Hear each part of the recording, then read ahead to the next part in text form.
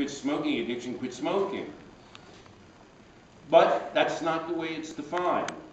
So the answer to the question is the word disease doesn't appear in DSM-4. The word addiction does not appear in DSM-4, but it will appear in DSM-5, which tells you that when we come here and I say to you, what is addiction? You might think, how stupid. Guy's going to come here and say, what is addiction? The leading experts in the world, every 10 years or so, completely change their minds 180 degrees, and in DSM-4 they said it's not useful to use the word addiction. Why? Why didn't they use the word addiction in DSM-4?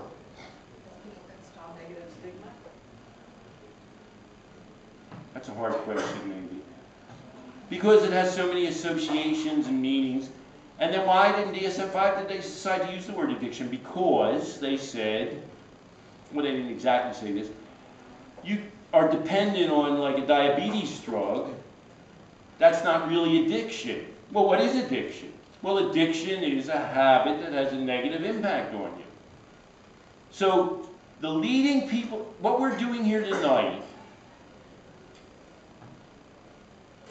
is what the leading figures in the world are doing and debating on their own time, and taking decades to come to answers to. So at a minimum, we're spending our time on a worthwhile issue. And if we come up with good thinking here, we could have the best thinking in the world on addiction. When we leave this room, we could have a more comprehensive, thorough, accurate, meaningful understanding of addiction than the world's leading experts. Isn't that great? And you were going to stay home and watch HBO. Come on, guys. Is love the hardest addiction to quit? What do you think? You with the, if you don't mind my saying so, striking hair shade. What do you think? Is love the hardest addiction to quit? No. No? No. How many people who are kicking heroin do you think commit suicide? Probably a lot. No. People generally, you know, it's tough. People don't, oh my God, I can't get off this OxyContin, I'm going to kill myself. That's not usually how people react.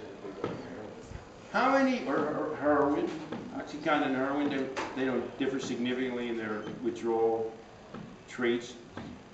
How many people kill somebody when they become so attached to a human being that their life depends on them? Happens a unusually amount of times. If you, the largest cause of suicide is love. That's the real reason. What's the real reason? Anything. What's the real reason? Abandonment. Hey, go away, buddy, farther away. Get that phone, okay? Get out of here. Abandonment. All right. What's the real? If somebody really, I really love him, he's left me. I'm completely sick at heart. I don't feel like living. Has any human being ever said that? You know, they write songs about that, don't they?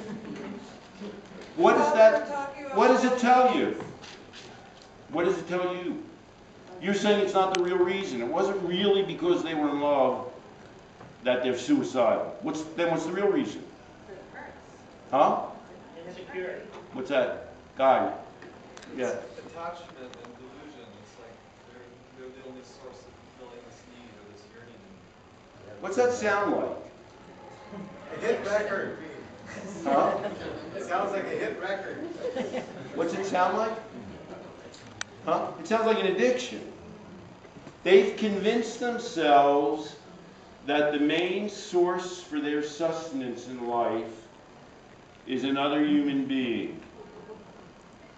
Come on. That's not real. Haven't a lot of you had that feeling at some point in your life?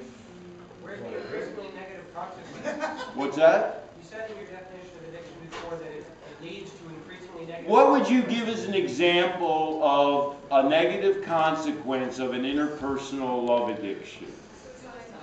Suicide would be a negative consequence. What's a more common one? Depression. Depression. If you work at a women's homeless shelter, Violence. and you say to the woman, why don't you leave the guy? What's she going to say? He needs me. He was violent. That's not the number one answer. Don't you guys watch Maury Povich or anything? Are you ignorant? But I love him. I love him. It's the number one reason. I can't leave the man who abuses me because I love him. And then they'll say, well, sometimes he really treats me nice, you know, in between beating him up. And all, I'm not even making fun of anybody. It's just a pattern of thinking in a way of relating to people. But what do they mean when they say they love him? Can I just say, working in the domestic violence field, that's really, really oversimplified. Like saying that because somebody just loves him, she's going to stay with him. There's a whole wide range of reasons that aren't just love. Often like coping tools. Hey, buddy, come on down here to the front of the room. Could you come down here? Because I don't hear you. Come on down. You don't mind, do you? You know, frankly, people are getting tired of me. You know what I mean? We need somebody new, some fresh blood. I wear on people, I know that. You know what I mean? Okay, talk to us. So, Talk to the whole damn group. what I was saying is that working in the domestic violence field, that saying that the reason why women don't leave men who are abusive is love is oversimplified. Well, wait, I'm not saying that. I'm saying that's the number one reason they use. Okay. Well, the impression that I'm hearing is that it's because of love, and I think that it could be Do deconstructed. you think, come on, buddy, you think I believe that people who love each other are more likely to stay in abusive relationships? Is that the impression you have of what I think? I didn't actually think so, but thank you for clarifying, because that's the impression. Why do the women say that the reason that they can't leave them is love? What's going on? What you tell me? You tell them.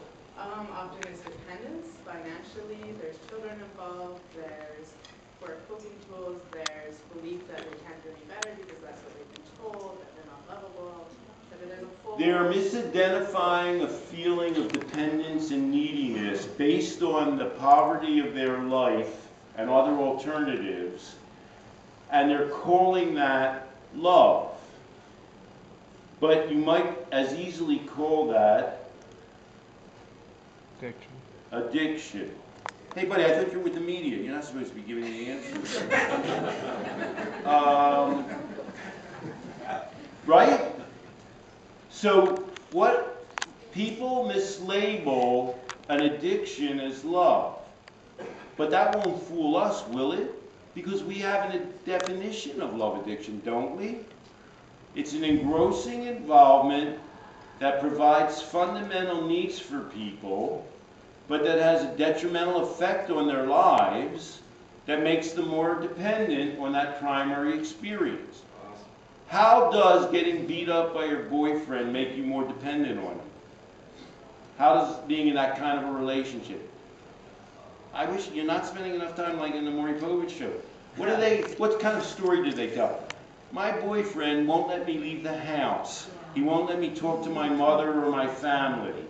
He won't let me get a job. He won't let me drive. He tells me, you see what I mean? He's systematically depriving her of alternative options so that she'll be dependent on him as her sole source of emotional gratification. He's systematically using very practical techniques to make her addicted. So, let's say I'm watching the Maury Povich show. Not that I ever would. And what does Maury Povich or the interviewer say to the woman who, like, the guy's beating her up? What does the audience all say? What do they all say? Leave him. Kick that loser to the road. Wait a second. Huh? To the curb. Okay. I should